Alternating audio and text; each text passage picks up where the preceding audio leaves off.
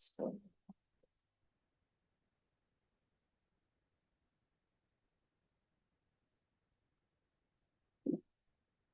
I'd like to welcome everyone to the February 19th Commissioners Meeting. Join me in the Pledge of Allegiance to the flag. I pledge allegiance to the flag of the United States of America and to the republic for which it stands, one nation, under God, indivisible, with liberty and justice for all. Thank you, everyone. Okay. We're ready to approve the minutes from the February 5th. We have 2 sets of minutes. I make a motion, we approve the minutes from the commissioner meeting and the joint meeting on February 5th. I second. All those in favor signify by aye. Motion to approve the accounts payable vouchers. I'll make a motion, we approve the accounts payable vouchers. I second that. All those in favor signify by aye. Aye. Payroll docket. I make a motion, we approve the payroll docket as presented. I second. All those in favor signify by aye. Okay. Lindsay, you have the floor, dude. So I gave each of you folders. We're gonna start on the right-hand side. There's a little flyer that has the show and the Incredible Mind across the top. So this was a little one pager that they wrapped into 3 pages of statistics from the Incredible Mind website. So Credible Mind created this website that gives access to evidence-based mental well-being resources. The issue nowadays and the importance of evidence-based is that getting that reliable, proven model is important. Reliable information nowadays, like when anyone can put anything on the internet, it's kind of important to have more of an evidence-based model program. And with this site, what you're getting is a curated to our county, and the needs that we have currently will start showing up, and we have the ability to go in and curate this site to meet the needs of Jefferson County residents. So what this 3-page packet is giving you is statistics from all of their sites. So anywhere that they've ever had a site, they're pulling all this data. And honestly, I found some of it to be pretty impressive. So on page 2, it shows that there's 64% of the engagement on this site is what they're calling meaningful engagement. So people are looking in the search bar for certain topics. They're actually going to the topic center and using it. They're completing assessments. There's 20 different kinds of assessments in here. And they're looking at and finding the local resources that are available here in our community and what we're part of, like a service area for. They're watching, playing, reading, they're interacting with the website, which is a pretty big number. And then below that, they're showing the next ones are all self-reported, but they're showing that people are actually using it, liking it, and it's helping them make positive behavioral changes. At the very bottom of the second page, it shows that it kind of shows the difference between low to moderate to high risk users, and that this isn't a site that's applicable to everyone, regardless of where they're at in that moment. It's a 24/7 site. They can sign up. You can get your own personal login, and it kind of starts to curate based off of your needs as well. So it's kind of an all-in-one website where we can kind of curate it for the county itself, but we can also, the individual can go in and pick topics that are more important to them on a personal level. On the last page of this, they're emphasizing a little bit more of the collection model. So it does collect data. It's click data only, not personal data. So what it helps is it gives the county or the agencies using it. Typically it is a county, and it is usually ran by local health departments. across the country, but what it does is it gives us data, like a percentage of our clicks are all based off of, you know, anxiety, and a percentage of our clicks might be based off of caring for an aging parent, or just any sort of mental well-being or something that's taxing on you emotionally. It's tracking those data points and the search topics that we're seeing in our own local community. So we're not basing our data or our needs off of a different county. We're basing it off of our citizens, our residents here in our county. So the next piece of paper on the right-hand side is kind of like a mock flyer. This is something that they create for each of their service areas. I just did one for us. It kind of follows some of the same things, but it gives a few of the topics that they cover. It gives a few, towards the bottom, there's a few of the assessments that are available. You don't have to create a individualized portal to take the assessments. You can go in there and be completely anonymous, and it still tracks all of your clicks for us to be able to use for data points. Once again, it's just tracking the clicks, not your personal information. But if you do choose to go in and create a portal for yourself, all of your assessments stay there, and you can kind of track. Some of them are more progress based, and you can track that as well. The next packet is the actual proposal from the Behavioral Health 360 website, which is what this is. Most people just call it the Credible Mind website, but this is the actual proposal. It goes a little bit in depth. It talks about the users. It talks about data tracking. It talks about basically adverse effects from untreated mental health. It talks about evidence-based approaches and assessments. It talks about the licensing. It goes into a lot more topics and kind of the nitty-gritty of the program itself. And the very last page of that is their pricing.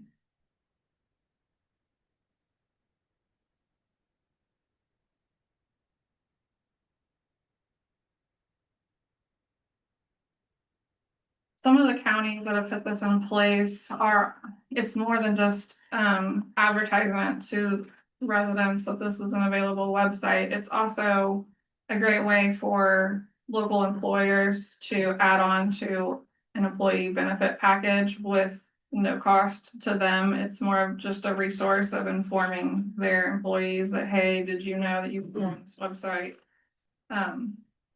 There's some, good information on there. There's some assessments, it kind of goes a long way with employers. And I think that's a way that a lot of counties are using this as well. The last packet is just some real-time data this is Oldham County, Kentucky, but this was a 7-month stint where they had it. So on the very first page at the bottom, you'll see that they had 10,611 unique site users in that time frame. So just based off of that, if you take that 64% from the other one where they said they had meaningful interactions, that's 6,700 people that had meaningful interactions with this website in a 7-month period in one county.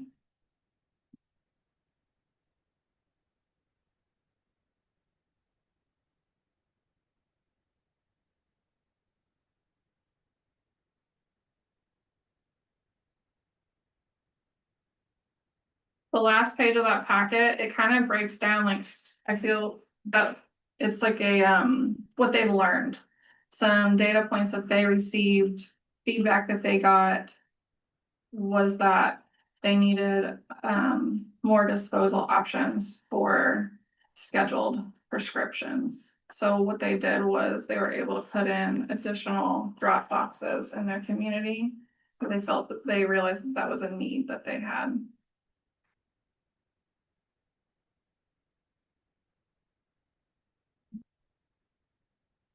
And then the last is on the left-hand side, it's our actual funding request.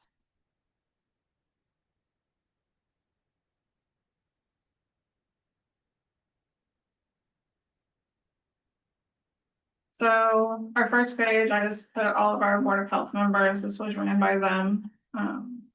They are in support of this, it includes our mission, vision and values, which overall just sums up that our goal is to protect and promote health and just help people achieve their highest level of sustained health and empowering the community to do what's best for their well-being. And I think that this is definitely a great step in the right direction because we know that we lack available resources here, and this is a great way to help bridge that gap. I did include some overdose and suicide statistic numbers in this packet for you guys. I don't have 2025 right now.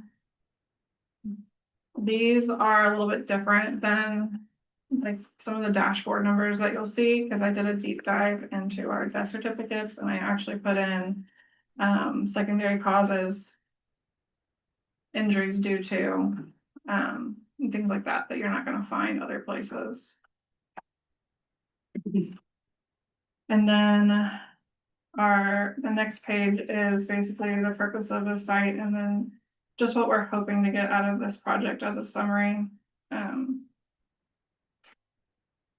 Some of the highlights that I've already mentioned, just being able to customize it. And there's over 200 different topic areas and it has like 16,000 different evidence-based approaches and interventions.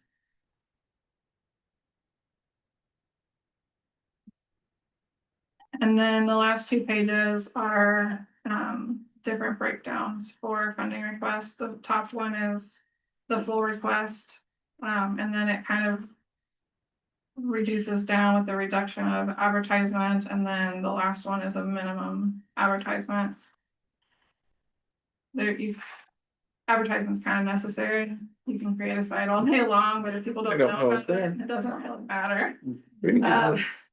So, but it's obviously it's customizable breakdown.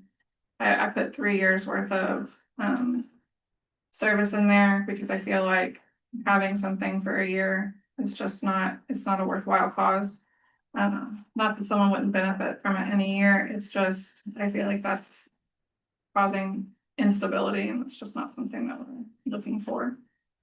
So we did put in for 3 years.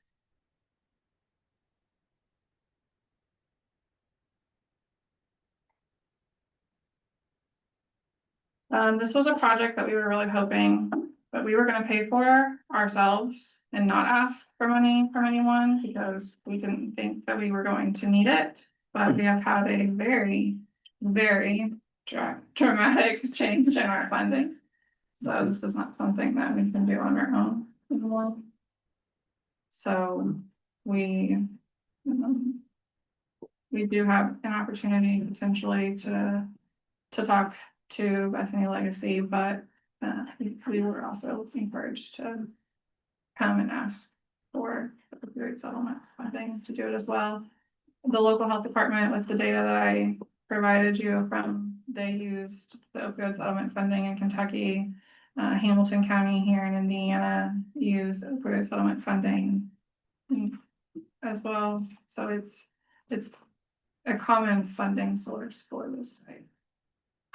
So for better lack of terminology, this is kind of like preventive maintenance, so to Yes. speak, So before a person actually reaches the yeah, point of so no the idea return, here maybe. is to prevent. It is prevention, and prevention, you've heard me say it earlier today, that it's 80 to 85% more effective than anything else. So I feel like it's good. It doesn't necessarily help everyone with where they're at right now, but I think that this is something that can help the majority of people. I don't think everyone always necessarily needs to go sit in front of a mental health practitioner of some sort, but I think we all need access to accurate information. that's more evidence-based and data-driven than, you know, what we find now, people going onto TikTok and ChatGPT, that kind of stuff. While it seems like it might be helpful, it can cause some time. And I think that on the back end of that, just us as a community getting that information is beneficial.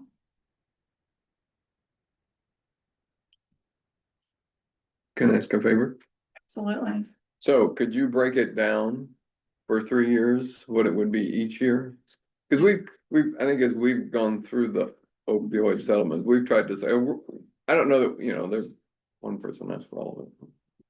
Well, not here. Yeah. But we found if we could do it over a number of years, then we could do that, cause it looks like here you're going for 3 years. If you could show us what the cost would be for 3 years, I think. Based on how much it's coming in and how much we have, that we could probably do that. I don't think, well, I guess I should talk to them first. I'm like you're saying, yeah, I mean. Yes, I'll do the breakdown, just like I have it here, but I'll do Right. it. Yeah, just do it for the 3 years, and then that gives us a chance to look over things. I don't think, but it's good to look over it and then. Mhm. Yep, I'll send it over. I'll send all this stuff over to you too. So you Yeah, guys all have this- copies of it. Yeah. Wait a minute. You don't want. Yeah, this is, no, this is fine. I mean. I usually print it off anyway, so I've already got it printed off. I have trouble at times reading all off the screen, so, but yeah, if you could do that. I think that would, you know, we've been trying to work through how we're gonna. But spreading it out's just been the way that we think we can. Make it work, and when we do that, you know, we are making a commitment, we will do for the 3 years, or if it keeps going, you know, that's the other thing, you know, that's. I think we go a number of years and we'll see how things are going with folks, are they really getting things done, or, you know, we folded last year, so we're not gonna tell you, not that that's gonna be this year, but. To look at it that way. Yep. Okay, All right, thank you. right, thanks.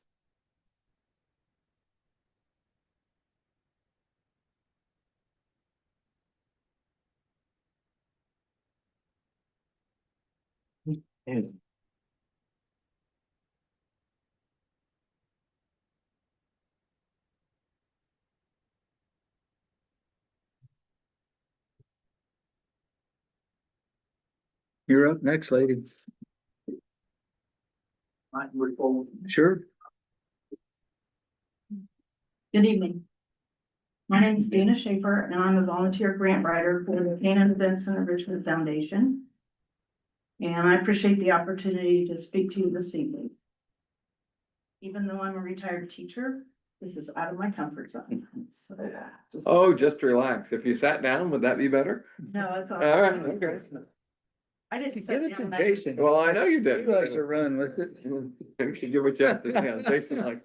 I want to talk to you tonight about something that I feel very passionate about, and that's the Canaan, the Kramer House in Canaan, Indiana, and other structures of historical significance. We have had an urgency in this matter, and I'm going to cut right to the chase and get right to the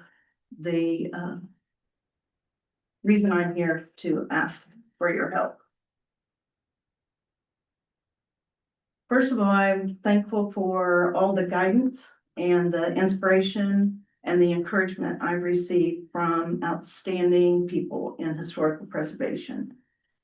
First of all, it's the staff, and that includes John Nyberg, Garrett Anderson, and Carol from the Jefferson County Historical Society. They have been absolutely fabulous in teaching this teacher how to take care of historical collections, how to approach other experts in the field to ask for advice, and this task is a little overwhelming, and they have been very optimistic and positive, and I appreciate that. Also, I've been working with Tamara Hammerline and Zane Cuthbertson with the Indiana Historical Society. Tamara is the director of Local History Services with the Indiana Historical Society. She has been on site and she was blown away. She said this Kramer property is an outstanding example of a historical building that was built in 1850. And the first slide showed a picture of the building in 1900. And it's pretty much frozen in history since 1900. I'd also like to show my appreciation to Greg Sekula. If any of you know him, if you don't, he's an outstanding gentleman with Indiana Landmarks. And he also has been on site and has continued the encouragement and linking me to other experts in the field. One of the people that he was able to link me to is Kurt Garner. Kurt Garner, Heritage and Preservation in the Heartland, has also been on site. He, if you Google him, he has made over 300 recommendations for Indiana for federal recognition as historic districts and for historic properties to appear on the National Register. More than anyone, more than any consultant in the United States. So I feel very lucky that he's willing to help us with our mission. Also, Ron Stiller is an architect with RC and Associates. I'm working with him on a historic properties analysis and report, which is kind of the first step in historic preservation. Structural analysis. Thank you, structural analysis. If any of my friends and supporters are helping me chime in, that would be great.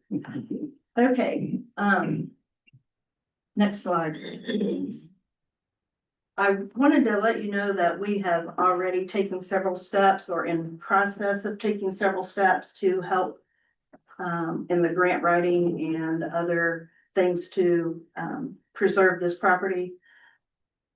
First of all, I'm thankful to the Canaan Events and Enrichment Foundation because it previously served as the Canaan Restoration Council, but they were unable to receive grants because they were not a 501c3 recognized charity from the IRS.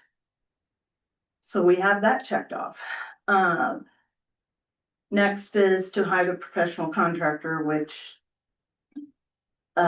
is going to be Kurt Garner, and I've already received bids from him on doing the work to analyze the Kramer Museum for possible nomination to the National Historic Register, as well as studying the entire village of Canaan to be identified as a National Historic District. Again, when he came on site, he is analyzing over 60 properties in Shelby Township that are historically significant.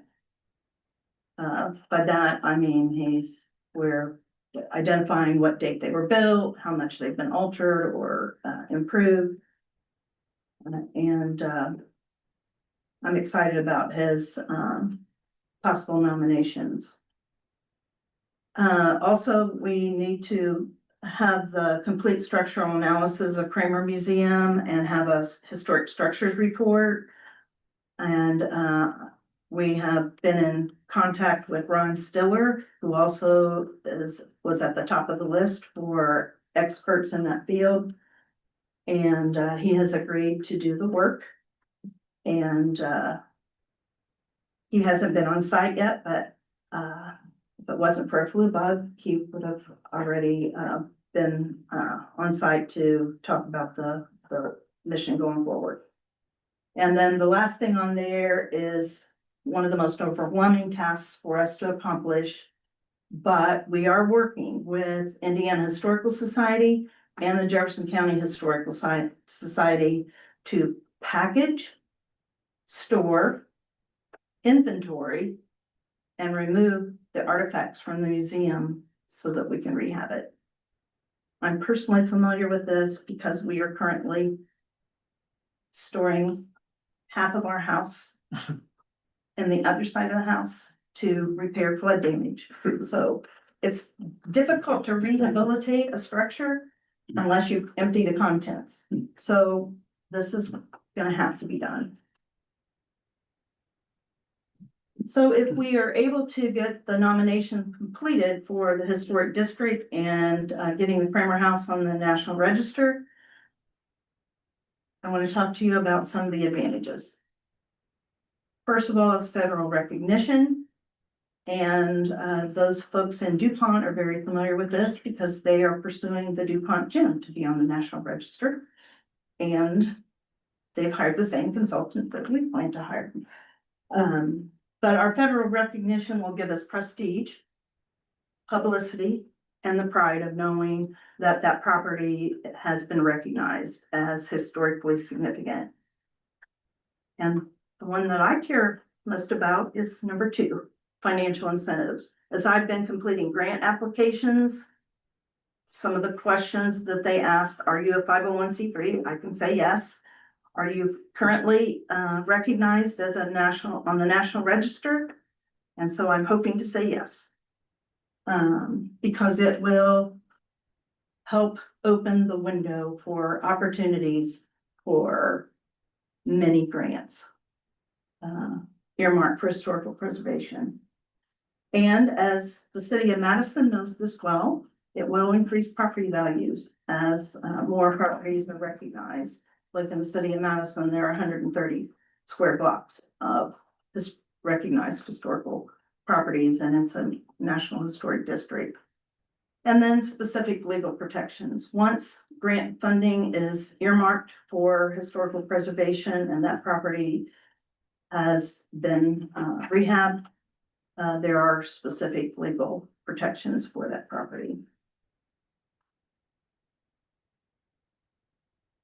I want to talk to you about some of the financial challenges for the Canaan Restoration Council from 1980 up into 2022. Mr. Kramer died in 1980 as a member of the Canaan Restoration Council and set aside some funding for the maintenance and upkeep of the property. And that includes maintenance and repairs, landscaping, mowing on a very, very limited budget. And to illustrate that, this is a picture of the donation box that's still in the living room of the Kramer House today.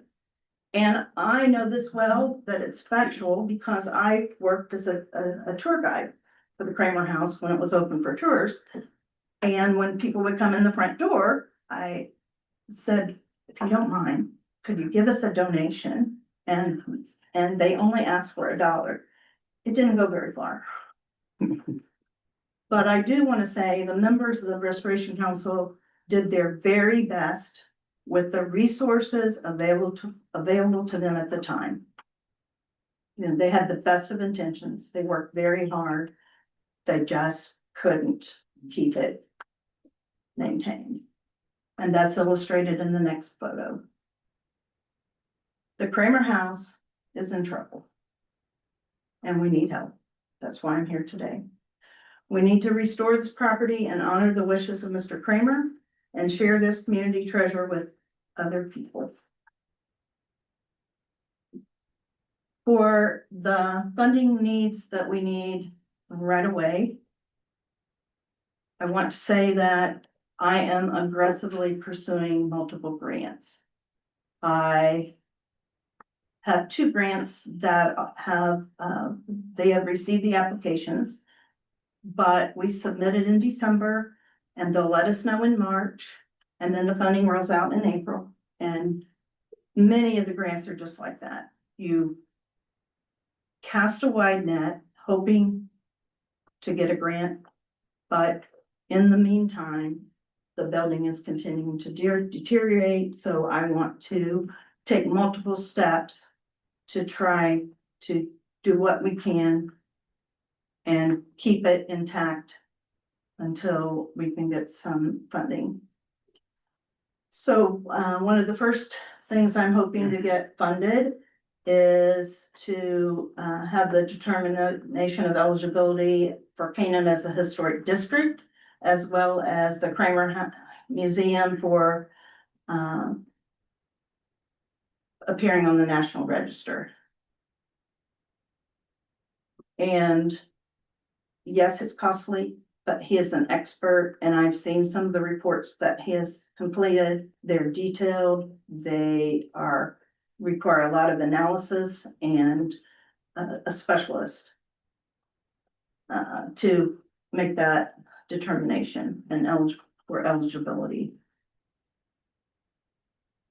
Also for collection storage, like I mentioned earlier, the overwhelming task of packaging, inventorying, storing each of the artifacts and moving them out of the way so that we can rehab the building. There is another structure, as some of you are aware, in Canaan, known as the Indian Trails Building. And in the past, the photo on the left shows you the upstairs apartment. But currently, you cannot get there. And yes, we could take the plastic boxes of stored things and put them in the scoop of a tractor and lift it up there to this area, but that beam is broken. So it's just not safe. So this to me is a very good possibility to store the artifacts. However, we need the porch and the exterior stairway repaired, and that's $12,000.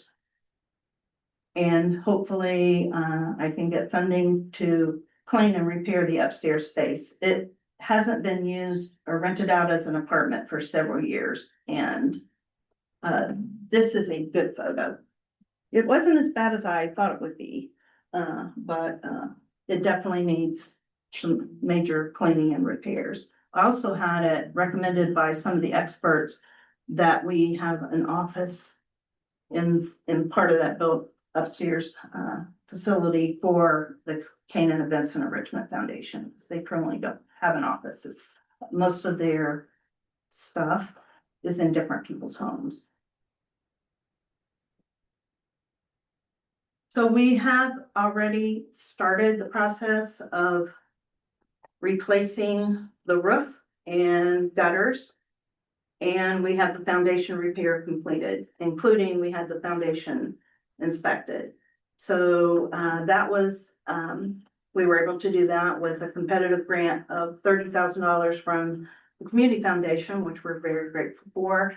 And through donations of community members, we've already raised over $8,000. So community members are invested in this. They are working hard.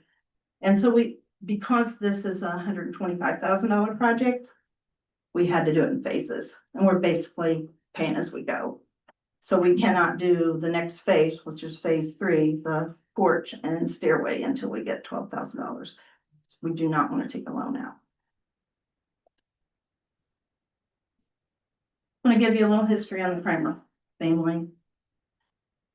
John and Margaret Kramer moved into Canaan in 1879, and they raised 4 children on their in their home. Dr. Nicholas Kramer, who is on the left and the bottom, he served patients in Jefferson County for over 50 years, and we have his all of his books. Not only the books that he studied from when he learned he studied to be a physician, but all his daily ledgers. Thank you. Teresa married Valentine Heights, and Edmund ran the Kramer blacksmith shop. Excellent. Next slide. First, I wasn't going to include this, but I want to show you some of the connections that make me passionate about this. I have a very emotional connection to Mr. Kramer. I knew him. My great grandma and I would go visit him, and I saw him frequently at church. William Kramer, Edmund Kramer, and my great grandfather, John Buchanan. We now farm my great grandfather's farm. Mr. Kramer, when I refer to Mr. Kramer, I refer to William Kramer because, that's the gentleman that I knew. The other Kramer family members died before I was born. William was born in Canaan, lived 90 years in the home. He never married. He served in World War I, and he was a very well-respected member of the community. He had an incredible memory, and he wrote the book History of Canaan in 1961. I don't have that to show to you because I gave it to one of the consultants who's studying the history of Canaan, and he's using the information that Mr. Kramer put in his book to verify when structures were built and who lived there. Mr. Kramer lived, he was a member of the Great Canaan Restoration Council from 1964 at its founding until his death in 1980. And it was his desire to create a legacy to his family, so he bequeathed all of his properties and all the contents of his homes and the outbuildings to the Restoration Council in 1972, 8 years prior to his death. It was his goal that it be preserved and opened as a museum and shared with the public. As a retired teacher from Canaan School, that is now Canaan Academy, I took my classes there a lot, and it makes me sad that it's no longer safe to share that with school kids. I also want to point out the Restoration Council worked very hard for many years to honor his wishes, including in this slide, in 2005, there was a big campaign to raise funding and get volunteers.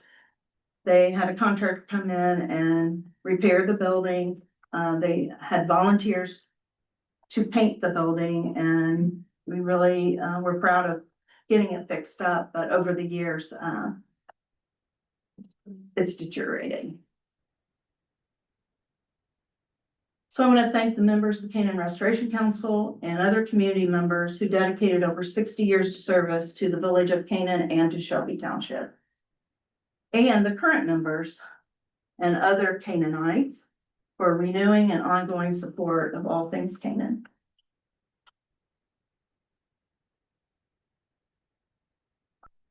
In this whole process, I have become very thankful and grateful to historical preservationists I've met, and one of them is the staff at Musée de Venage. In late last fall, Norbert and I went to some events at Musée de Venage and met up with Donna Weaver, Lori and Marco LaPena, and they have been outstanding. They're just fine people, and they have a website. And if any of you that are here this evening haven't checked into this, it's just north of Beebe. And another site not very far away that is great for inspiration is the Tebald Farmstead in Switzerland County. And so I'd like to thank you for your time and talent and treasure that the Canaanites have given to the community over the years. And last slide. Oh, you'll have to pause it. That's a pretty cool video.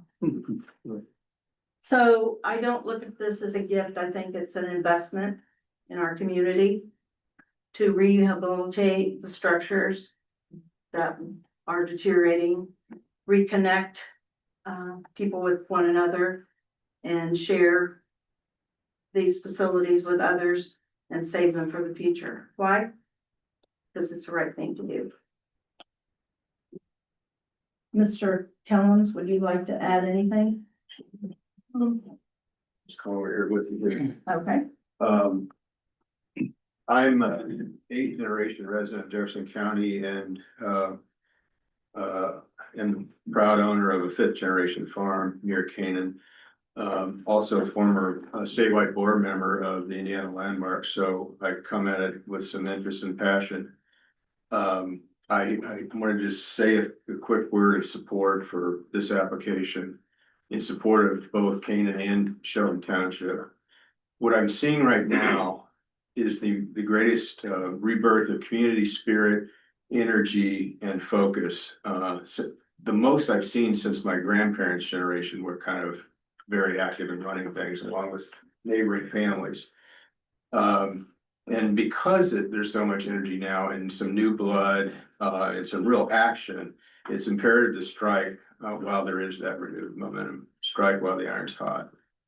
As much as it is about preserving the past, our rich history, it really is more about the future, so that the next two generations and beyond have a shared understanding of our past, but also the values that being together in these sites and the sense of community has benefited many of us throughout our lives. We want that to be there. For me, it's about our boys and their children. And this is a pretty special place.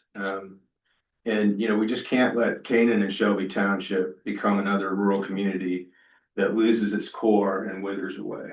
So I think there's a bigger objective here than the buildings and the artifacts, but they are essential to achieving the objectives. The president of the CEF, new president, just elected, is Matt Clark. And Matt was unable to be here this evening, but he did want to share that he's very supportive and he's an outstanding person. I was his teacher, as well as Jason Middleton. So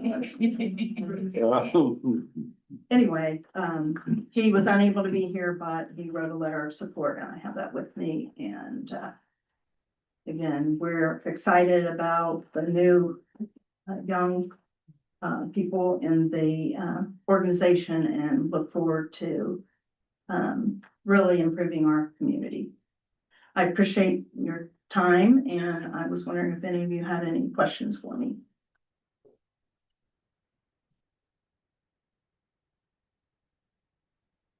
Canaan won't flood as often as downtown Madison. If it floods, we're They're probably just- toast anyways. You know, the problem. Yeah. Thank you for your time. Thank you, Dan. Yeah, very well done. Thanks.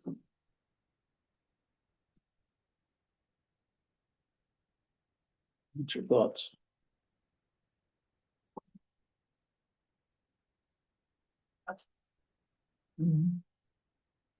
Bricks and mortar. And I'm in favor of that.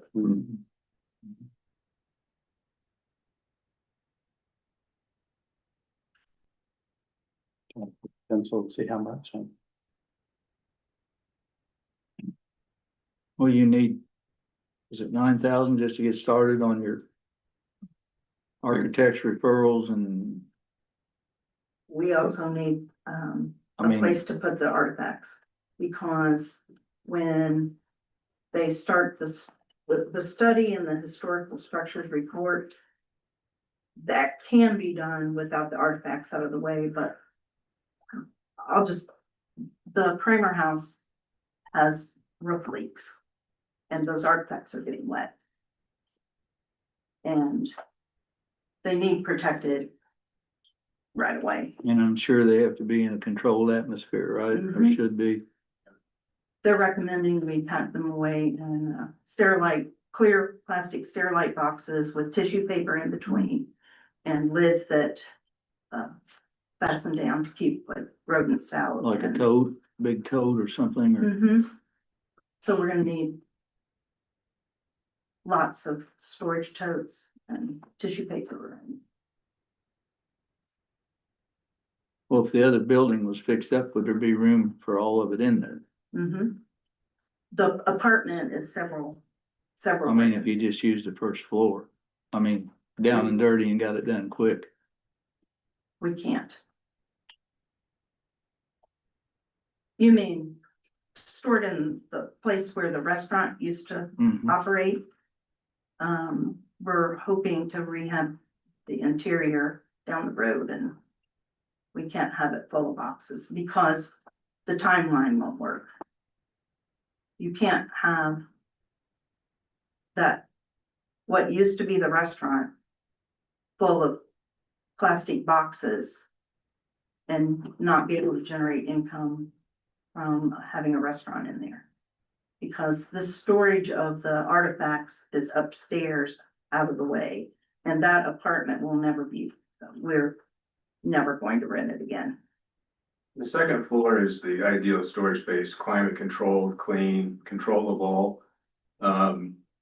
The restaurant, the first floor is really the community gathering space for Shelby Township. And so that really needs to be repaired and reborn for that purpose. And these efforts are really parallel.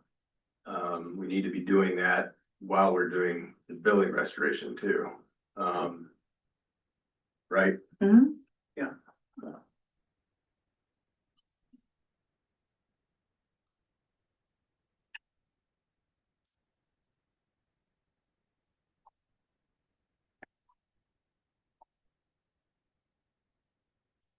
What do you think? Well, I think we look and, I don't know what, I haven't looked at the budget for this year, what we have in the special projects for historic preservation, and see what we have there. And, See what's available. yeah. So, I think we could do all of the stuff that was there for the Kramer For the House. Kramer House. I don't know that we have. Yeah, I mean, we probably asked for 25, but I don't know what was put in there. I haven't looked for the year, so. And what's the timeline on that, if you had that for your Kramer House for? Would that help you for grants to Anything get that else? in place, see what I'm It's just- saying? Cause you have to qualify for that first before you can apply for a grant, right?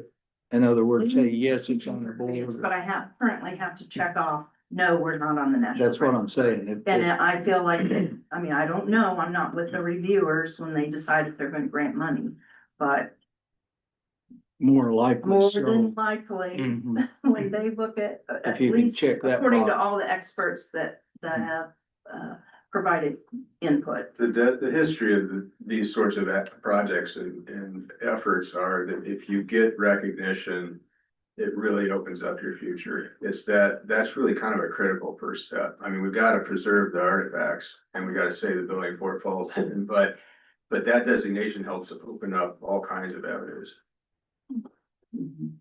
Okay, I think we need to take a look and see what funding's there, and then we can get back with you on Okay, I appreciate it. it. Okay. Next, we have Gonzalez Engineering Contract. Guess I said that right. Good evening, gentlemen. Evening. Got it, sir. Bring the contract in, the yearly contract with Gonzalez Engineering. You better do a good job. Your teacher's watching. I know, I got two of them. Yeah, that's right. Three, you know. So, yeah, we're bringing Stand the up. Stand up straight. Yeah, well, I can't hardly see it Speak up. now. With these? If you don't mind. We're bringing the Gonzalez Companies engineering yearly contract for on-call engineering and inspection services. The fees will be, I believe they're the same as last year, administration of 120, survey and tech, field inspector, planning and designing, engineer assistant, 145. This is hourly. And survey crew at 190, and project manager and environmental specialist at 180.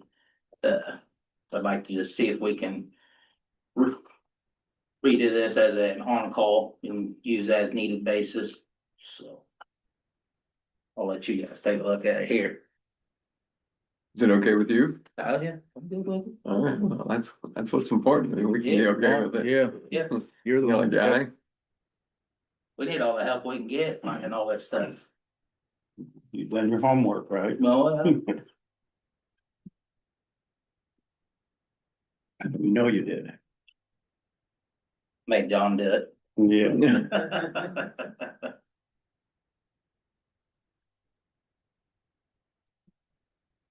We make a motion? You lost it. Yep. You got it? Go ahead. You're reading, you got the front page. I know your glasses are right over there. Yep, right here. Right here. I make a motion, we approve the Gonzalez Companies LLC on-call engineering inspection for the rest of the year, this district 26, yep. For, what's it at? Well, The next one, it's it's just broke hourly down. rates are there. Oh, okay, hourly rate. 120 okay. not to exceed 180. Yeah, okay. Administrative fees from 120 not to exceed 180. I second that. Have a motion and a second. All those in favor signify by aye. Thank you, gentlemen. So moved. You need me to sign this? Yeah, I can get it here in a minute. Okay. Okay. Next we have appointments. And we have zoning administrators and appointing the roles of the zoning enforcement officer and plan commission secretary, Josh Klein and Taylor Bullock. Pat, how do you pronounce her last name? Bullock. Bullock, okay. You wanna do them all three or just, The matter. okay. Next one is Plan Commission, Tammy Cedam, appointment effective immediately and expiring December 31st, 2029. Also Board of Tourism, Elizabeth Riley, appointment effective immediately and expiring December 31st, 2026. So Tammy Cedam has taken Lisa Hammock's spot. Mhm. And we haven't had one on, I guess Victoria Perry would be the one that Elizabeth Riley It's is. replacing. Yeah. And correct me if I'm wrong, but the enforcement officer and plan commission secretary, they're the first points of contacts, right? Yeah, so the Instead of- UDO provides for a zoning administrator. And this makes those roles the zoning administrator. So that's the first point of contact if someone's getting a permit or trying to go through the UDO process. So- If Josh would move on or Taylor, it's whoever's in that role is, Correct. okay. Okay, So I'll make a motion that we appoint the zoning administrators as the zoning enforcement officer and the plan commission secretary, which now is Josh Klein and Taylor Bullock. We appoint to the plan commission Tammy Cedam, which will be through December 31st, 2029, and Elizabeth Riley to the Board of Tourism, which will be expiring December 31st, 2026. I second. have a motion and a second. Any other discussion? Hearing none, all those in favor signify by aye. All three motions passes. Okay. Next, we have the Stifel Consulting Services Agreement. We'll run with that. Sure, so we've had, Andrew Lanham has done the financial help for us all the way back to the beginning of the jail. This is just kind of similar to the on-call agreement for engineering services. This will be for financial services.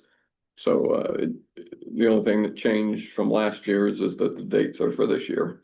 And so it'll go through the end of the year, and the rates are the same for managing director and director, vice president. It's $250 an hour. Maybe we got to get these engineering guys to switch to this kind of thing. Assistant vice president and quantitative analysis is $150 and administrative 75. Now the administrative side is a little less than the other guys. Anyway, And they do the work.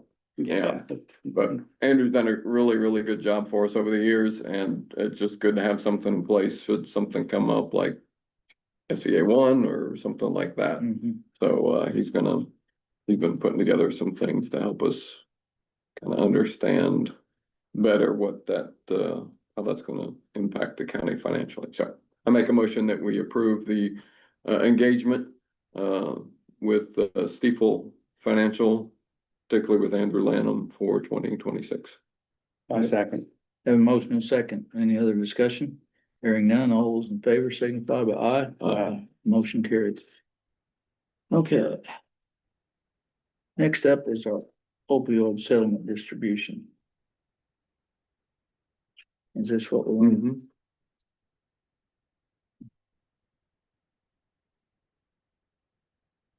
We want to just read this out or?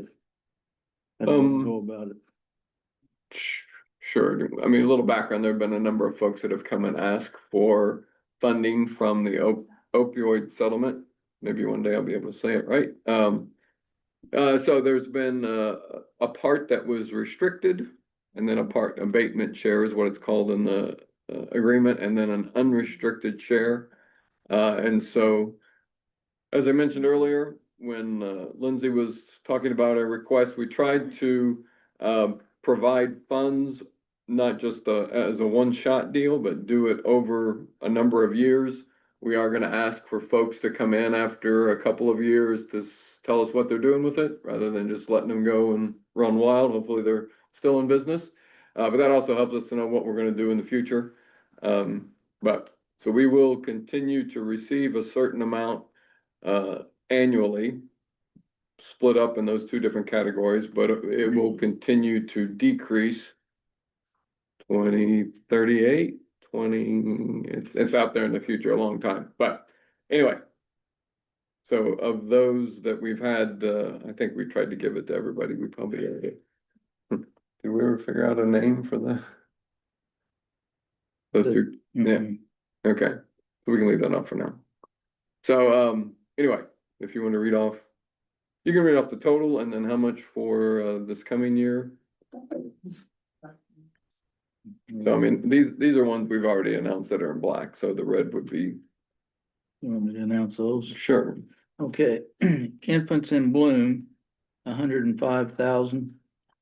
And that was over 3 years because of, instead of the 4, the way they set up. right, Rural Works reentry program was 35,000. Boys and Girls Club, 35,000. Facilitation effort, that's under Judge Moat, was 35. Ruth Haven was 60,000. God's Not Done Ministries was 60,000. Two Guys was 60,000, and Recovery Foundation was 60,000. right, so those will be split out, those last ones were over 4 years, so. For, And that was starting, the ones I read, it starts this year. yeah, so for this year, Infants in Bloom would be 35,000. Rural Works reentry program would be 20. Boys and Girls Club would be 20, and then Judge Moat's facilitation effort would be 5.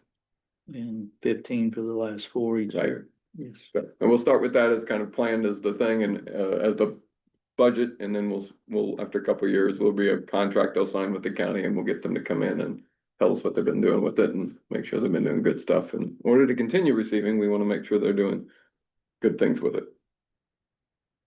And sorry, we don't have a name other than Two Guys for the 2 guys that came and talked to us, but we will get those.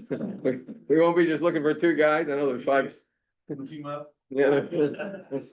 Yeah, we'll check your handwritings on the application, because like the Christmas cards you'll be sending each other. I know. Okay, yeah. Okay. They were, 2 guys were here and talked to us. That you know their names, but you remember their names? Ferguson. Okay, we know one of the guys' name. No, but, It'd be hard to write a check without their name, so we'll have to get yeah, Collins, Yes. Josh Ferguson. Josh Ferguson, okay. Okay. Moving right along. Never failing, we will move to conflict of interest forms. This is for Brett Roberts, independent contract for, I'm gonna say Dingus Car Company. Upon occasion, Brett may quote emergency equipment, safety vests, AEDs and parts, fire and EMS related equipment. And we have those filled out, correct, sir? Okay. For that one. So I would make a motion to entertain Brett's conflict of interest form.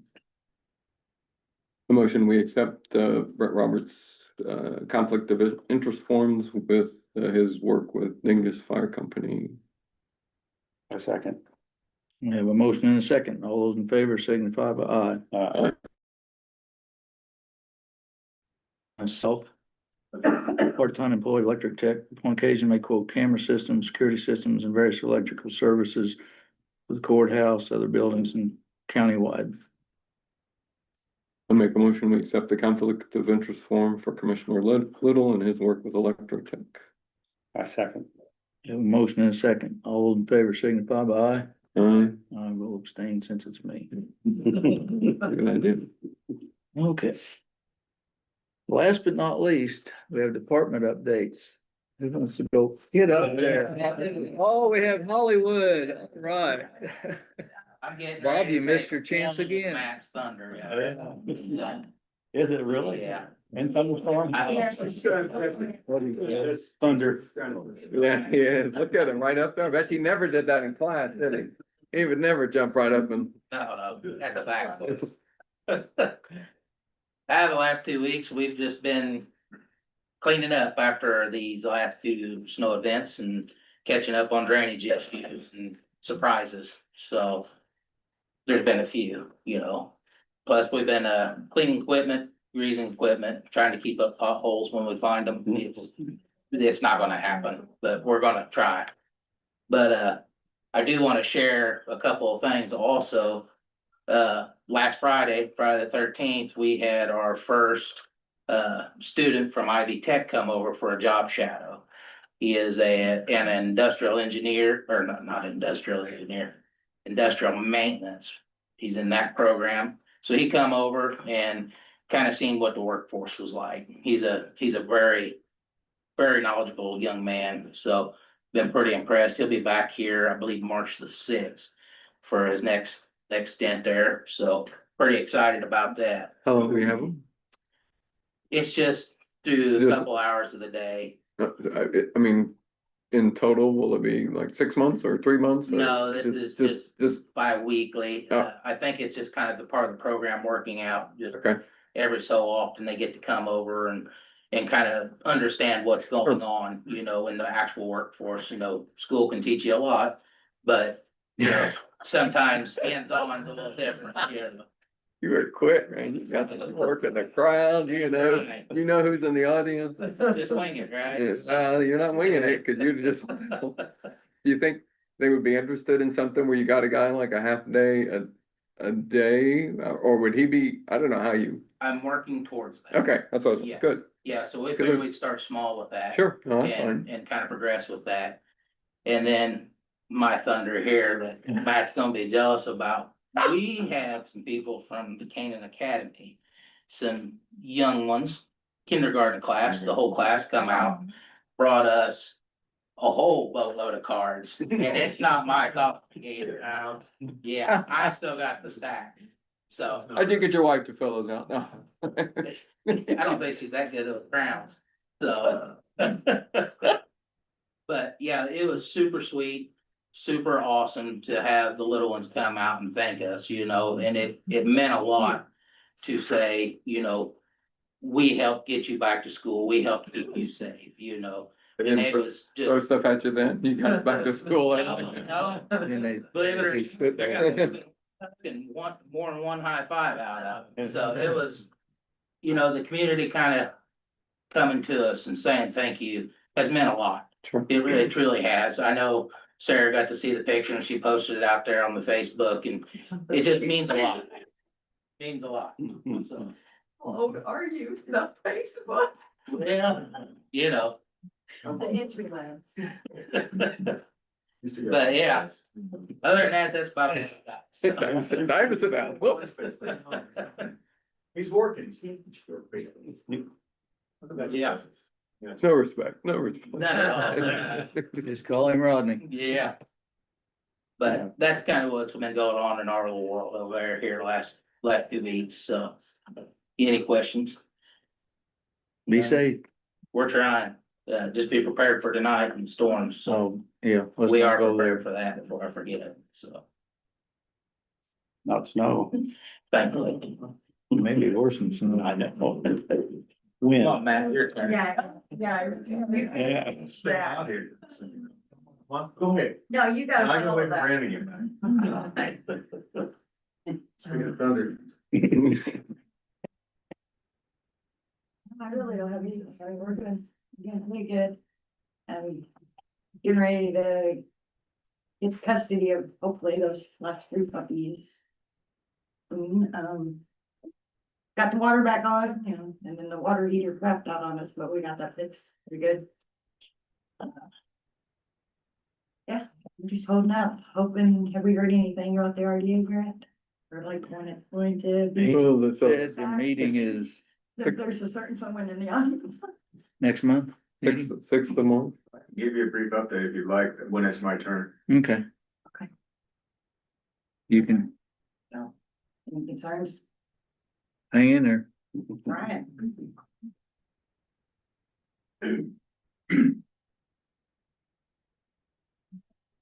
I think it's Kevin's turn. I think Brandon went outside, so I don't know where he went. Yeah. Go ahead. Yeah, I'll let you All right, so be quick and painless. Kevin Kellums, Jefferson County's representative on the Regional Development Authority. You've read a lot of this in the paper already, thanks to the excellent coverage, best coverage, most thorough coverage of any news outlet in the entire 5 counties, Madison Courier. We are in the midst of an unusual task, which is reallocating in the neighborhood of $5.177 million from 2 projects that couldn't meet the deadlines for a variety of reasons. In the case of Hanover College, it was because there's a dispute over accreditation, which we really hope they do succeed at getting over that hurdle in the future, so we consider it paused. However, there's tight deadlines from the state, and I mean really tight when it comes to this reallocation, and I'll just get it right. I'll go to our own website, which you're happy that you can look at. It's a strange URL. It's our SOINRDA.org. So try that. So we have to, all the Ready 2.0 funds must be formally obligated before June 30th of 2026. That's quite ambitious. And formal obligation is defined as the Ready project has been submitted to the IEDC grant management portal, meaning after it gets through us. And with all required documents, and that it receives official approval from the IEDC. So that's what's looming. So what we're gonna do, we were hoping to meet a couple weeks ago. There was a health issue with one of us, and we really want all 5 of us to be there in public to make these evaluations. Because there's been a lot of passage of time since when these projects first were submitted, and because of the tight state deadlines, we're actually gonna score during the first of 2 important meetings. 10 a.m. on Friday, March 6th at Ivy Tech Sellersburg. Because of the passage of time, we're going to be letting each entity stakeholder who has submitted for this reallocation funding, I think there are 23. Bob, check me on that. And they're each gonna get 2 minutes to present. And really it's so that they're there in case there are any questions. And we will literally score them as we go. At the end of the meeting, the tally will be displayed on the screen. So the scoring will equal a ranking. So the product from that meeting on Friday, March 6th will be the public rankings of the various projects. That doesn't equal allocation. That means how you fit and in what order, what your scores were. And then a week later, at 10 a.m. on Friday, March 13th, same location, Ivy Tech Sellersburg, we will announce the recommended allocations. Keep in mind that we recommend allocations. The state has the final say when they do their due diligence in conjunction with Ernst & Young. So that's quite a process on the back end, if you will. But so we'll announce the allocations on Friday, March 13th. So stay tuned. There are many strong projects that have been submitted for this reallocation, including but not limited to the Ivy Tech, Jefferson County Animal Shelter in the vet nursing program. I think it's important to remember, this isn't just an animal shelter. Oh, believe me, it's needed. We all know that. But it's really the marriage of the Ivy Tech nursing program, which is succeeding in bringing in new nursing students from across the state to Madison. It's the only one in the state with a place to have an actual lab where we actually perform and practice and so forth. So it's that combination that makes it a strong application. Because it was obviously not Ivy Tech's fault that Hanover ran into an issue on accreditation. Ivy Tech went ahead with what it was doing and should do, and have already invested in it. So that's one strong project that you may be aware of. The other one is the city of Madison's application for additional funding for the Indiana Music City Amphitheater at Bicentennial Park. There are many other strong ones too. So that's the update. Thank you for reappointing me. I take it seriously and I do my best. Thank you. Thank you. Well, that was nice, something I need to go to, Bobby, one of those meetings, with my first meeting. That wouldn't hurt. Okay. That was March the 6th. Evening. Hey, Brandon. Last time I spoke. Uh-huh. Got my class. You devil. Your thunder just got looked in. That's why he liked it. That's a big card. Matt, is that your handwriting? Oh. Big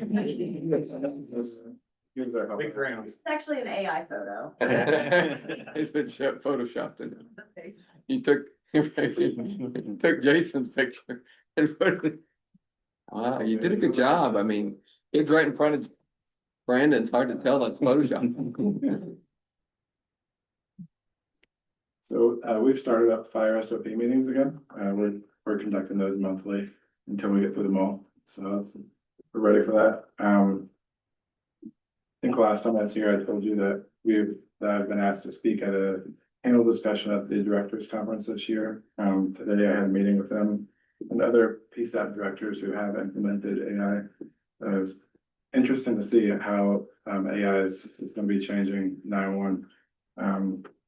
So like there are some agencies that have AI that will detect a normal amount of 911 calls in a certain area, and it'll ask if you're calling about a certain incident.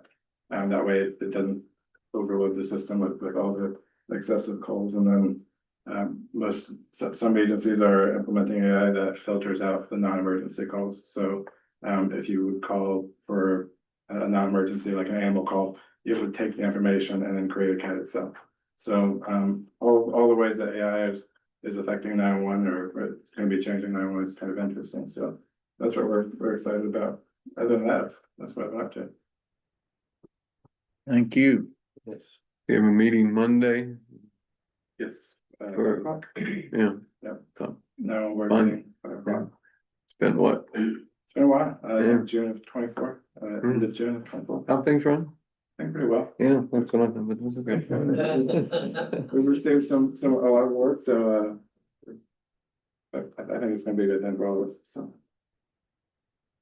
Good questions? Yeah, I dressed up real well that day, didn't I? Did they tell you they were coming or did they just show up? Well, Kim called and said there's a delivery, and I'm like, oh, that's. So that's the notice you got. Just bringing those cookies, so. The cookies right there. You can see the bus in the back of in the picture. We're real observant here, so. It's all right. And that's Canaan. It is, yeah, Yeah. they came a long So, way. so what day was that? Last week. Thursday, What right? day was I that? thought it was Friday the 13th. It may have been, Oh. It's probably Friday the 13th. it may have been the day before. Wait, I mean, I was thinking, those kids look familiar. I mean, could have been the same group of kids. No, that it's came. the same group of. Okay, so they came to see you or him and then they came to you, whatever. Sheriff Department. Yeah. Yeah, I'm a little jealous. Right? You thought you were something special. Yeah, you got to put it on the big screen. You just got yours on the Facebook. Payback don't be rough. It is. Yeah, but Matt's not in the picture. I'm not. It's just the other camera. She's sort of telling the truth about this because if she got a desk full of cookies, just to be clear, she would not have called anyone. Ooh, that was cold. He's not telling a lie. I don't remember, next time. No fun, because there was cookies in the back. That's true. They ran out of cookies. So, sad to report tonight, we'll get the sad news over with, is former director Dave Bell.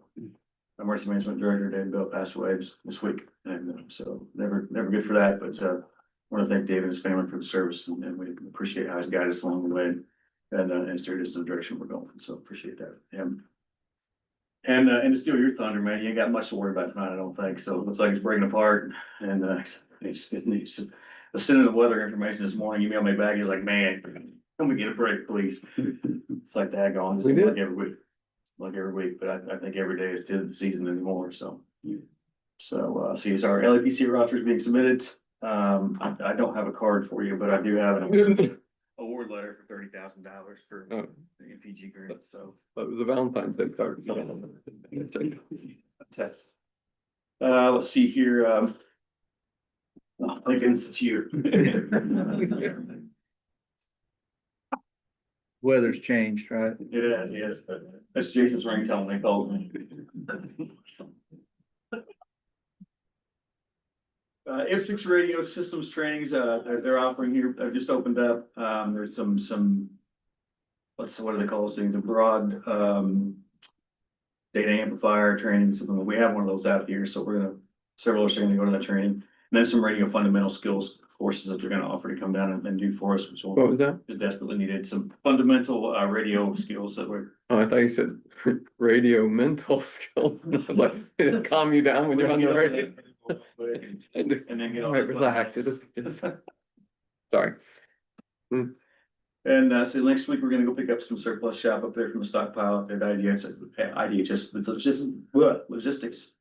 And just for some stockpile down here, had a couple requests for some costs to Boy Scout camp for internet that they're gonna have, stuff like that, so it's kind of what's going on right now. Out of date hand sanitizer, things like that. I'm trying, I'm taking a load with me too. Good, there we go. They There we have, go.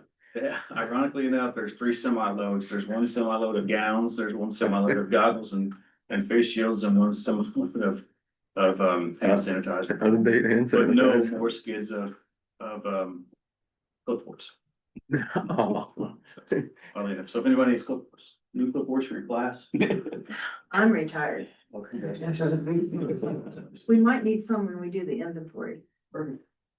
We got a few. I'll bring you a skid if you like. Jason, bring it to you. I'll send All right, well, I think it's really about it, and let's go on there and just watch the weather and try to stay out of that, and it's gonna drop off cold again, so. Yeah, but not, Man, it was I mean, nice. 53 tomorrow, I think, Yeah. 20 something one of the weekends. I think anything's better than what we had. Oh, yeah, yeah. You know, when 30 degrees feels home, it's pretty bad. I saw someone going to school today in short sleeve shirt and shorts. And during the day, probably wasn't a bad thing, but it's just amazing how quickly we come out of that cold weather mindset and you get a warm day. We're like, Exactly. it is. Exactly, I'm of the opinion if it could be 50 degrees in January, February, one day it should be that way all. Yeah, I would agree. It was, If you'll see me after meeting, I can help you get rid of the gowns and the hand sanitizer. okay. Super, thanks. Okay. All department heads. Anybody from the public? Bob, it's your chance. One day we'll get them. Well, yeah. I'll coach you guys. There we go. He is your man. There's another Bob. Another Bob, you have anything? Bob. Come on. Quick update on DuPont School and Lancaster Township. I don't have the precise date for you yet, but I do have an email that they are working on the date for their final presentation, which is either gonna be March 9th, 10th, or the 12th. They will update that on the website here as soon as they make that final decision. I seen one reply that they were good with any of the dates, but that was the last reply that I saw, so. So that is kind of progressing along, so. But that's all I've got. Bob was asking about that the other night, said I hadn't spoke about it recently, and with all the weather and everything going on. Some things kind of hit the pause button just for a little bit, but they have been moved along quite well, so. Thank you, gentlemen. Thank you. Okay. Mr. Lee, do you have anything? No, juvenile detention. Gonna start, he'll be here March 16th for 3 days of that week and. Get the wheels turning. Josh Nichols. Glad for that. Yep, long time coming. Mr. Dave, you have anything? Nope. I don't have anything. Miss Sarah, you have anything? Miss Heather? Wow. Magic I'll motion. make a motion to adjourn. I second that. All those in favor signify by aye. Aye. Thank you.